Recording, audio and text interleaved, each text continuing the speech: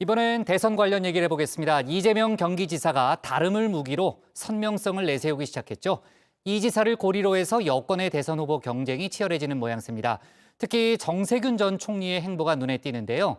이재명 지사와 백신 문제 등을 놓고 각을 세우면서 존재감 키우기에 들어갔습니다. 관련 내용을 조익신 반장이 정리해봤습니다.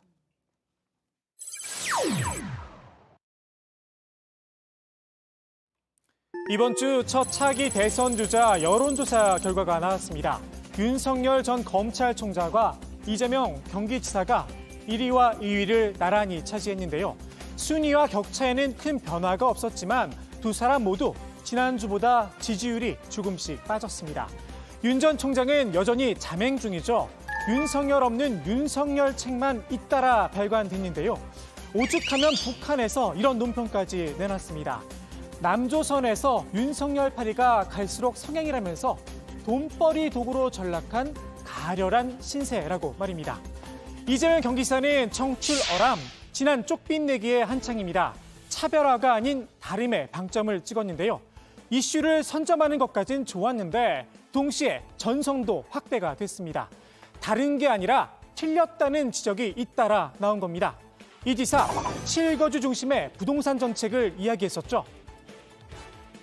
실주거용 1주택 또는 2주택에 대해서는 실제 거주한다면 생필품에 해당되기 때문에 생필품에 준하는 보호를 해야 합니다. 지방 경치 좋은 곳에 소위 세컨하우스라고 하는 것을 별장을 만들어서 주말이나 이럴 때 실제로 이용한다면 그걸 2주택이라고 해서 제지할 필요는 없는 겁니다. 1가구 1주택을 거주협을 크게 관여하지 않고 보호하다 보니까 지방에 사는 사람들조차도 전세를 끼고 소위 강남에 갭 투자를 합니다. 이건 옳지 않죠. 당장 이런 반론이 제기됐습니다. 별장은 생필품이라면서 맹모 삼천지교는 투기꾼이라는 겁니다.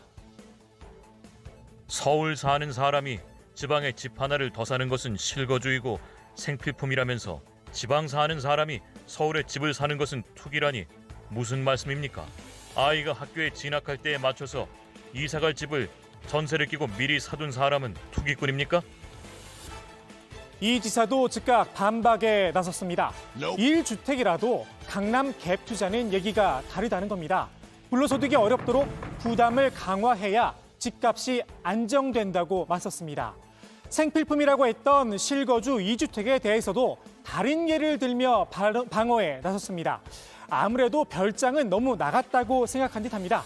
본인이 사는 도심의 집과 노부모가 사는 시골집 이렇게 두 채를 가졌다면 과중한 제재를 할 필요가 없다 재차 강조를 했습니다. 박 의원도 본인의 생각을 굽히지 않았습니다. 이 지사의 실거주 2주택 생필품론은 결과적으로 부자 감세라고 다시 쏘아붙였습니다. 1주택자 국민들을 투기꾼으로 규정하는 것 역시 부적절하다고 다시 한번 날을 세웠습니다. 백신과 관련된 여진도 계속됐습니다. 앞서 이 지사는 러시아산 백신을 도입하자 제안을 했었죠. 이번엔 방역사령관을 맡았던 정세균 전 총리가 발끈했습니다. 7,900만 명분은 사실은 내년까지 쓸 수 있는 그런 물량입니다. 국민들께서 백신에 대해서 걱정을 많이 하신다고 해서 무작정 계약을 해놨는데 나중에 보니까 이게 남더라. 그럼 그 누구 책임입니까? 국민들이 선호하는 백신이 있다며 스푸트니크 V 백신에 물음표도 붙였는데요. 이 지사는 쥐를 잡는데 흑묘, 백묘가 없다며 맞받았습니다. 안정성만 검증된다면 러시아산이라고 제외할 필요는 없다는 겁니다. 그러면서 국민 생명을 지키는 방법이라면 부족한 것보다 비록 예산 낭비가 되는 한이 있어도 남는 것이 차라리 낫고 안전하다 날을 세웠습니다. 정 전 총리도 그냥 듣고만 있진 않았습니다. 원래 그분이 중대본에 참석을 해야 되는데 중대본에 참석을 하면 정부가 어떤 노력을 하고 있고 백신 상황이 어떤지 접종 계획은 뭔지 다 알게 됩니다. 그 내용을 잘 알게 되면 그런 말씀을 하기 어려울 텐데 그분이 그 중대본 회의에 잘 안 나오셨던 것 같아요. 결석을 여러 번 했습니까? 예, 뭐. 한마디로 이 지사가 잘 모르고 하는 소리라는 겁니다.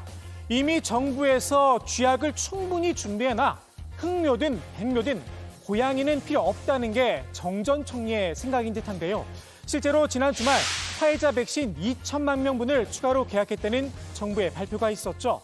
다만 계약한 백신이 언제 들어오느냐는 또 다른 문제이긴 합니다. 이 지사가 러시아산 백신을 들고 나온 이유도 여기에 있습니다. 미스터 스마일이란 별명을 가진 전 전 총리, 대선 행보에 나서며 웃음기를 싹 지웠는데요. 차기 대선의 핵심 키워드로 회복을 꼽으며 은밀한 저격에 나섰습니다.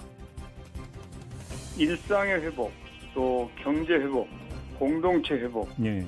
국격의 회복 예. 이런 그 회복이 아마 다음 그 대선의 핵심 키워드가 될 거라고 저는 봅니다. 제일 마지막에 꼽은 국격의 회복이란 말이 눈에 띕니다. 국격이라 문재인 정부를 향한 말은 아닐 테고 다른 대선 주자를 겨냥한 말일까요? 무소속 홍준표 의원의 말 속에 힌트가 있는 듯도 싶습니다. 조폭 리더십이 형님 리더십으로 미화되고 양아치 리더십이 사이다 리더십으로 둔갑하고 응답률 5%도 안 되는 여론조사가 활개치는 나라가 되어서도 안 됩니다.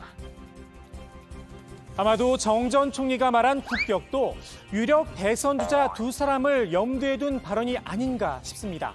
그런데 사실 국격 논란의 원조는 홍 의원이죠. 2017년 일본의 아베 전 총리와 만났을 당시에 이 의자가 논란이 됐습니다. 보시는 것처럼 의자 높이가 아베 전 총리에 비해 좀 낮죠. 정 전 총리의 방일 당시와 비교가 되기도 했었죠. 정세균 의장님이 그 아베 총리 만날 때 그렇게 돼 있었어요. 네. 김경우 실장 얘기 들어보니까 그거 하나면 안 만나겠다 해가지고 고쳤습니다. 아, 그 의자를 똑같은 걸로 안 하면은 안 만나겠다 그랬습니다. 일타 3P라고 해야 할까요? 아무튼 정 전 총리 본인의 강점을 품격이라고 생각하는 건 맞는 듯합니다. 정 전 총리가 내세우는 또 다른 포인트, 바로 민주당 정통성입니다. DJ 사저에 이어 봉하마을을 찾아 고 노무현 전 대통령을 참배했는데요. 방명록에 노무현 대통령님 미안의 꿈을 완성하겠습니다라고 적었습니다. 정 전 총리가 지난해 11월 총리 취임 300일 기자회견을 하며 배경음악으로 틀었던 노래가 거위의 꿈이었다는 사실 안 비밀입니다. 전 전 총리의 행보, 이낙연 전 대표와 묘하게 겹칩니다. 재보선 참패 이후 몸을 낮추고 잠행 중이죠. 이 전 대표도 지난 23일 봉하마을을 찾았습니다. 사람 사는 세상은 균형 발전에서 시작이 됩니다. 라는 말을 남겼는데요. 새와 균이라는 글자 제 눈에만 들어오는 걸까요? 선명성을 드러낸 이재명 경기지사, 존재감을 키우고 있는 정세균 전 총리, 그리고 자명 중인 이낙연 전 대표. 누가 마지막 순간에 울게 될까요? 본격적인 경쟁은 이제 시작인 듯합니다. 오늘 국회 발제 이렇게 정리합니다. 이재명표 차별화, 다름 아닌 틀린 공방, 정세균 대선 키워드 회복, 국격도